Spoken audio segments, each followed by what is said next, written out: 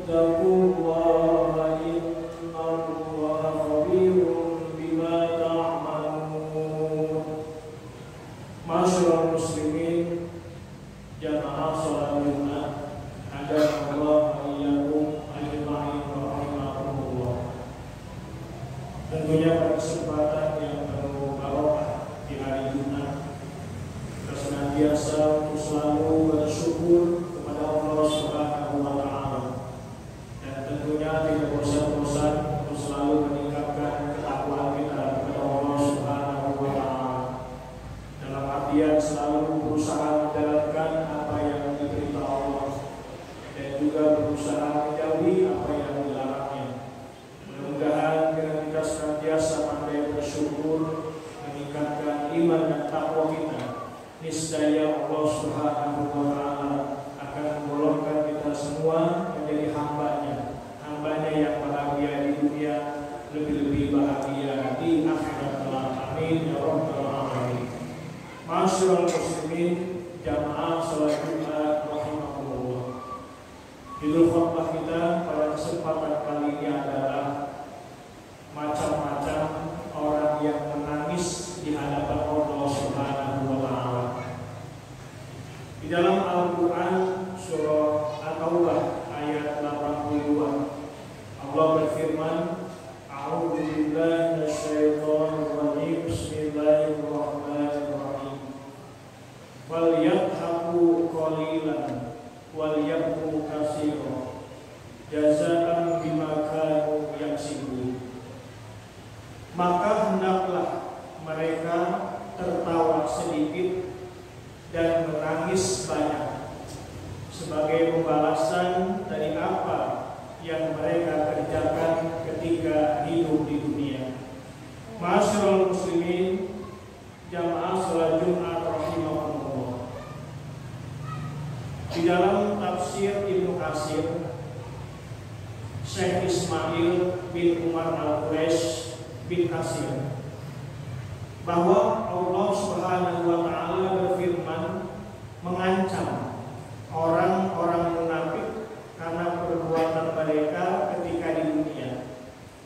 Mereka melakukan dosa dan kesalahan, banyak tertawa, sedikit menangis, tidak punya rasa penyesalan. Ketika nanti nangisnya banyak, malah tertawa sedikit.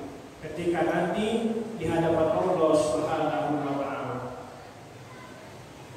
Ibnu Abbas menerangkan bahwa hidup di dunia ini adalah sebentar.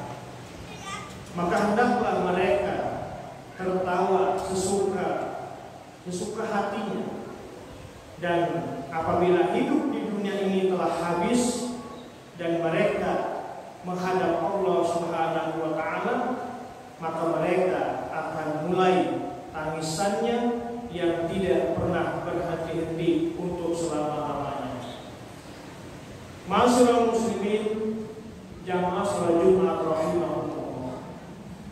Artinya kita hidup di dunia ini harus banyak tafakur, harus banyak merenung apakah perbuatan-perbuatan kita di dunia ini yang mungkin banyak tertawa, sedikit menangis. Bisa jadi nanti di hadapan Allah Subhanahu wa Ta'ala banyak menangisnya, sedikit tertawanya. Ini artinya pelajaran buat kita semua. Masyaallah muslimin jamaah salat Jumat rahimahumullah. Terkait masalah menangis di hadapan Allah Subhanahu wa Ta'ala, sahabat Ali beliau mengatakan al-buka'u ala salasati aujuh, bahwa menangis itu ada 3 macam, ada 3 jenis. Ahaduha min khaufi adabillahi ta'ala. Yang pertama, ada orang menangis itu karena dalam rangka takut dengan siksaan Allah Ta'ala. Yang kedua, min rahbati sukti min khaufi ghadabillahi ta'ala. Ada orang menangis itu karena takut akan murka dari Allah Subhanahu wa Ta'ala. Dan yang ketiga, min khasyatil qati'ah.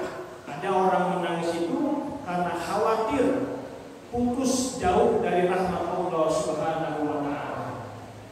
Maka di sini pelajaran buat kita, apakah kita menangisnya karena takut dengan siksa Allah?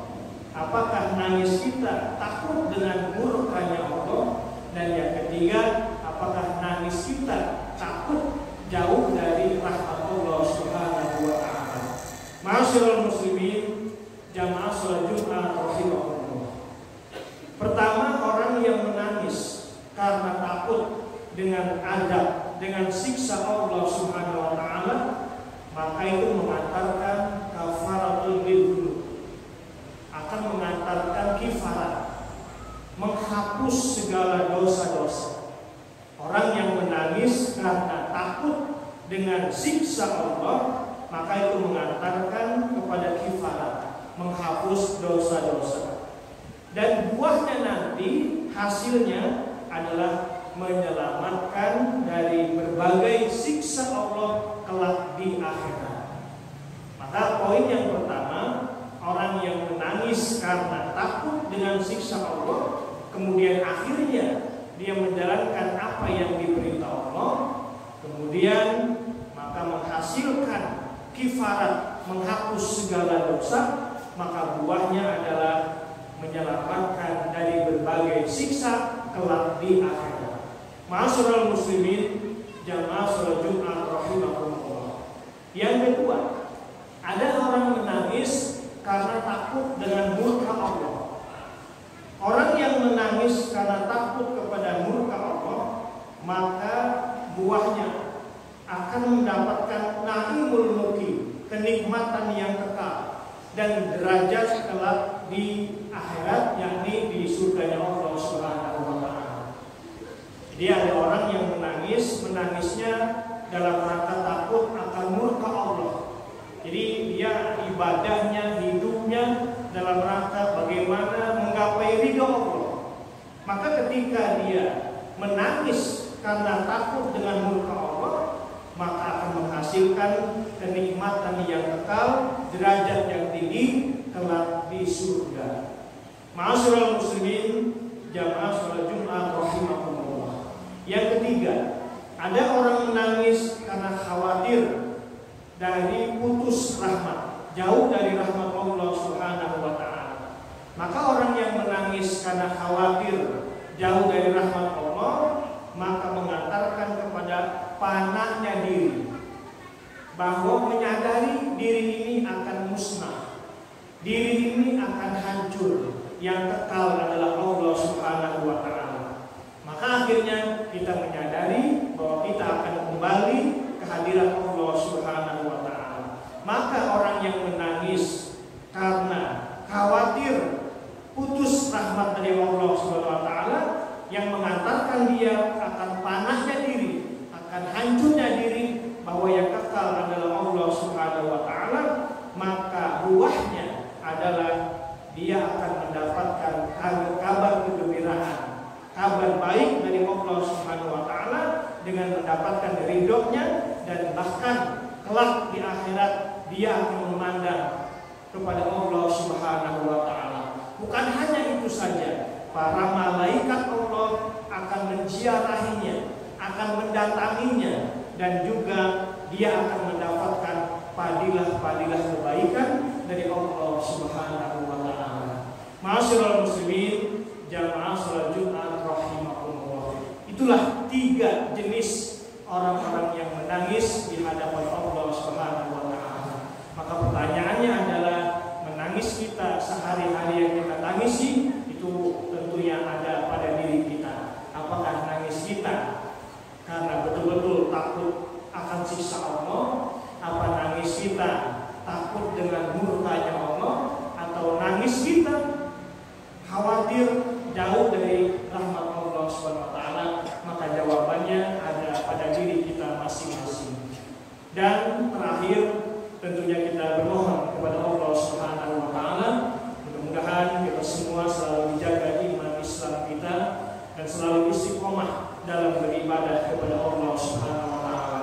Dan harapan kita bersama, mudah-mudahan diberikan keselamatan, baik selamat di dunia, lebih-lebih selamat di akhirat kelak.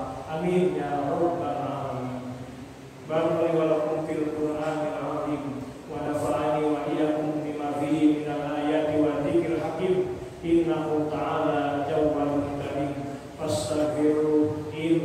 huwal ghafurur